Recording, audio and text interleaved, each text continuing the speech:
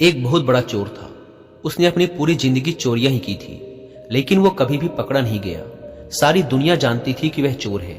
उसके चोर होने की खबर सम्राट तक को थी। सम्राट ने तो उसे एक बार दरबार में बुलाकर सम्मानित भी किया था कि तू अद्भुत आदमी है, दुनिया जानती है, हम भी जानते हैं कि तू चोर है। तूने कभी अपनी असलियत छुपाई भी नहीं और चोरी करते हुए तू कभी पकड़ में आया नहीं।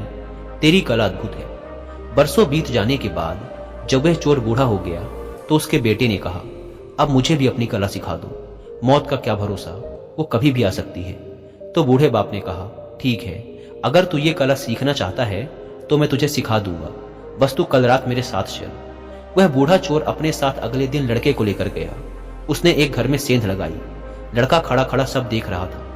बूढ़ा चोर ऐसे सेंध लगा रहा था, इतनी तन्मयता से कि जैसे कोई चित्रकार चित्र बना रहा हो, कोई मूर्तिकार मूर्ति बना रहा हो, कोई भक्त मंदिर में पूजा कर रहा हो। ऐसी एकाग्रता, ऐसी तन्मयता, ऐसा लीन कि जैसे इससे कम में काम ही नहीं चलेगा। वह मास्टर चोर था। वह कोई साधारण चोर नहीं था, बल्कि सैकड़ों चोरों का गुरु था। लड़का खड़ा खड़ा कांप रहा था।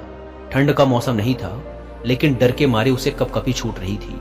वह चारों तरफ चौंक चौंक कर देख रहा था, लेकिन बाप अपने काम में मग्न था। उसने एक बार भी आंख उठाकर इधर उधर नहीं देखा। जब चोरी की सेंध तैयार हो गई तो बाप बेटे को लेकर अंदर गया। बेटे के तो हाथ पैर कांप रहे थे, सांस फूल रही थी। ऐसी घबराहट उसे आज से पहले कभी नहीं हुई थी, लेकिन बाप तो ऐसे चल रहा था जैसे ये उसका अपना घर हो। वह बेटे को लेकर अंदर गया। उसने कई दरवाजों के ताले तोड़े, फिर उसने कपड़े की एक बहुत बड़ी अलमारी का ताला तोड़ा और बेटे से कहा, तू इसके अंदर जा। बेटा अलमारी के अंदर गया। अंदर हीरे जवाहरात जड़ित बेशकीमती वस्त्र थे। जैसे ही बेटा अलमारी के अंदर गया, बाप ने अलमारी का ताला लगाकर चाबी अपने जेब में रख ली।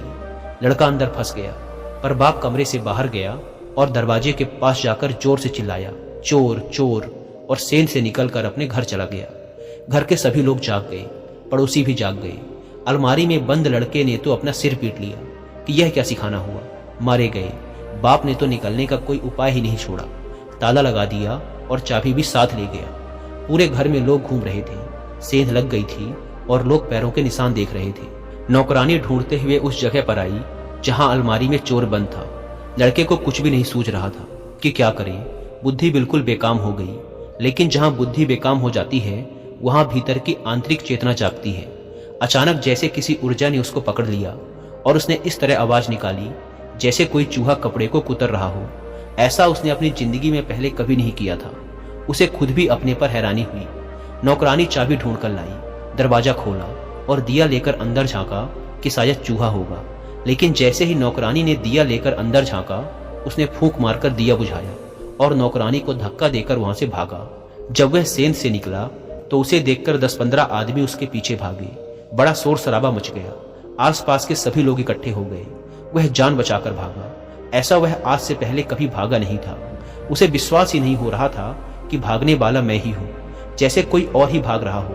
भागते हुए वह एक कुएं के पास पहुंचा और वहीं पड़े एक बड़े से पत्थर को उठाकर कुएं में पटका। उसे यह भी नहीं पता था कि यह मैं क्या कर रहा हूं, जैसे कोई और ही करवा रहा है। जैसे ही पत्थर कुएं में गिरा, उसकी आवाज सुनकर सारी भीड़ कुएं के चारों ओर इकट्ठी हो गई। सबको लगा कि चोर का पैर फिसला और वह कुएं में गिर गया है। लेकिन तब चोर झाड़ी के पीछे सांस रोककर खड़ा था। मौका मिलते ही वह दबे पांव वहां से निकलकर घर चला गया। उसने मन ही मन खुद से कहा, आज इस बाप को ठीक करना ही पड़ेगा। यह कैसा सिखाना हुआ। वह दरवाजे को धक्का देता हुआ अंदर गया। वहां बिस्तर पर बाप कम्बल ओढ़े आराम से सो रहा था। उसने झटके से कम्बल खींचा और कहा, यह क्या है, आप क्या मुझे मार डालना चाहते हैं। बाप ने कहा, तू आ गया, अब बाकी की कहानी सुबह सुन लेंगे। पर तू सीख गया, अब सिखाने की कोई जरूरत ना रही। बेटे ने कहा, अरे कुछ तो कहो, अरे कुछ तो पूछो मेरा हाल, क्योंकि अब मैं रात भर सो ना पाऊंगा। फिर बेटे ने सारी कहानी सुनाई कि मेरे साथ ऐसा ऐसा हुआ। तो बाप ने हंसकर कहा कि बस तुझे कला आ गई। यह कला सिखाई नहीं जा सकती, लेकिन आखिर तू मेरा ही बेटा है, मेरा ही खून तेरी रगों में दौड़ता है। बस अब काम हो गया, तुझे चोरी की कला का राज मिल गया। क्योंकि चोर अगर बुद्धि से चलेगा तो फंसेगा। वहां तो बुद्धि छोड़ देनी पड़ती है, क्योंकि हर घड़ी नई है। हर बार नए लोगों के यहाँ चोरी करनी है। हर मकान नए ढंग का है। पुराना अनुभव कुछ काम नहीं आता। वहां तो बुद्धि से चले कि परेशानी में पड़ जाओगे। वहां तो हर पल जागरूक रहना पड़ता है, सजग रहना पड़ता है। वहां तो अंतस चेतना से चलना पड़ता है। दोस्तों, ओशो अपने एक प्रवचन में इस कहानी का उल्लेख करते हैं। वो कहते हैं कि ध्यान की कला भी चोरी जैसी ही है, वहां बस होश चाहिए। जब बुद्धि अलग हो जाती है तो सजगता आ जाती है, और जहां सजगता आ जाती है वहां तुम जाग जाते हो, और जहां तुम जाग जाते हो वहां विचार अपने आप खत्म हो जाते हैं।